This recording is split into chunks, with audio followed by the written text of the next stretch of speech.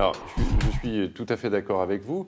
Et est-ce que dans la situation de ce patient, qui est un patient de 55 ans qui est métastatique d'emblée, dont l'histoire clinique est l'association de troubles urinaires, irritatifs, obstructifs, mis au départ sur le compte d'une éventuelle infection et qui dure après un traitement antibiotique, est-ce que chez ce patient pour lesquels, quand on l'examine, on trouve une induration pelvienne, dont le bilan biologique montre un PSA 440, une insuffisance rénale, dont l'uroscanner montre une hypertrophie prostatique, une dilatation du haut appareil, de multiples ganglions, patient pour lequel on trouve également sur le scanner des lésions osseuses diffuses, patient pour lequel on a réalisé d'emblée une résection forage prostatique, la mise en place de sondes double J et puis la réalisation de biopsies prostatiques qui ont montré un adénocarcinome de score 9 de Gleason.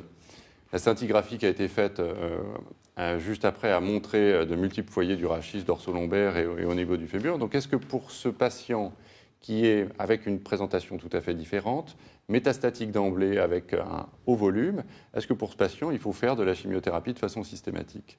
Philippe? Je pense que dans cette situation, que cette situation est beaucoup plus claire. C'est-à-dire, vous voyez, il y a un patient qui a à la fois une forme biologiquement grave, qui a une extension métastatique importante, donc qui est à risque vital à court terme.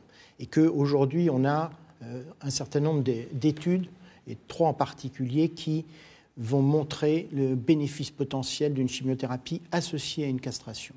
La première étude qui vient d'être publiée, là aussi au mois d'août, mais qui avait été présentée l'année dernière, est l'étude américaine Charted, qui a randomisé donc, sur un peu plus de 700 patients, à la fois un bras hormonothérapie seule à une association d'hormonothérapie et de chimiothérapie.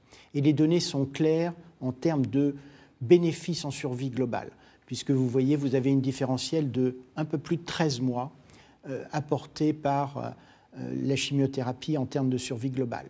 Et cette étude était préstratifiée en fonction du volume métastatique. Et là, quand il existe un volume métastatique important, le bénéfice est encore plus net puisque vous avez une amélioration de la survie globale de 17 mois. Alors, ce qui est important de regarder, c'est l'hazard ratio qui est aux alentours de 0,80, vous voyez, avec un intervalle de confiance, même c'est 0,60, pardon, avec un intervalle de confiance de 0,45 à 0,81. Alors, cette étude, quand elle a été rapportée, apportait des résultats contradictoires par rapport à l'étude française GETUG-AFU15, qui avait été publiée par Wanel Gravis 2 ans auparavant et qui randomisait un peu moins de 400 patients en 2 bras également, hormonothérapie seule versus hormonothérapie plus chimiothérapie. Et cette étude a fait l'objet d'une actualisation cette année qui, pour l'ensemble de la population, ne retrouve pas de bénéfice en survie globale. Également, lorsqu'elle s'intéresse au sous-groupe au volume métastatique, vous voyez, cette différence n'est pas significative, mais là aussi, quand vous regardez l'hazard ratio, il est à 0,8 et le nombre de patients correspondant à un volume métastatique était quand même réduit dans cette étude puisqu'il n'y avait que 90 patients environ dans chaque bras. L'autre facteur qui a pu expliquer la différentielle de résultats entre les 2 études est sans doute que les patients du GETUG-15 ont pratiquement tous été traités par du docétaxel à la récidive, ce qui n'est pas le cas de l'étude Charted, et que manifestement ça revient à faire une comparaison entre traitement initial à traitement différé. C'est finalement l'étude anglaise qui a mis, je dirais, les compteurs à zéro.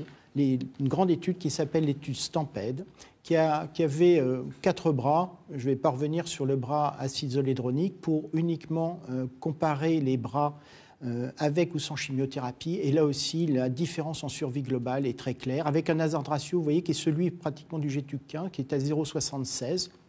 Mais vu que cette étude a été très importante dans le nombre de patients, avec plus de 1500 patients, elle écrase, je dirais, les prix, les données, et que finalement, aujourd'hui, le bénéfice de la survie globale pour la chimiothérapie dans ce type de situation est maintenant très clairement démontré.